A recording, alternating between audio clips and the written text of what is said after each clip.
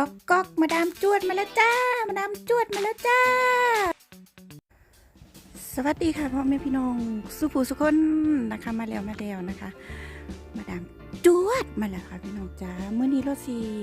ถ่ายบรรยากาศอยู่บ้านด้วยให้พี่น้องได้เบิ่งเลยค่ะตอนนี้นะคะหมอกหนาขนาดค่ะพี่น้องค่ะ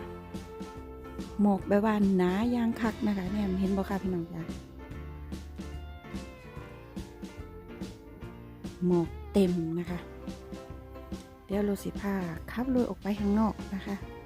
เลยชมบรรยากาศข้างนอกน้ำกันนะคะพี่น้องค่ะนี่นะคะสีเห็นเป็นสีขาวนะคะ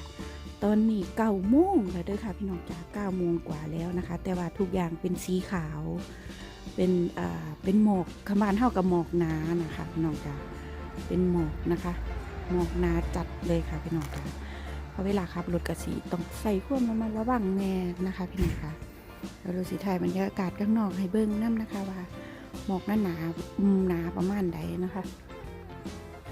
ไปกันเลยค่ะทุกคนค่ะ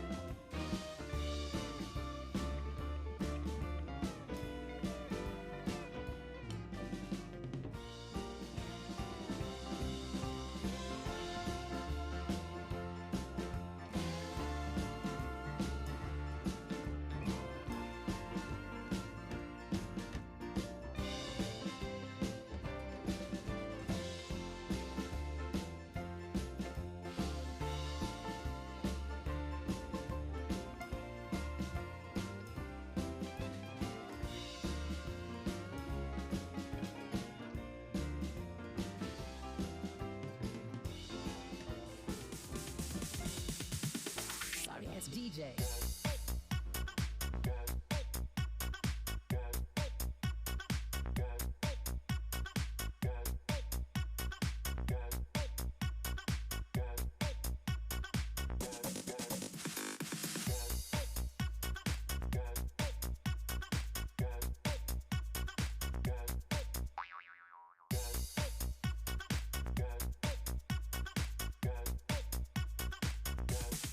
You can get some.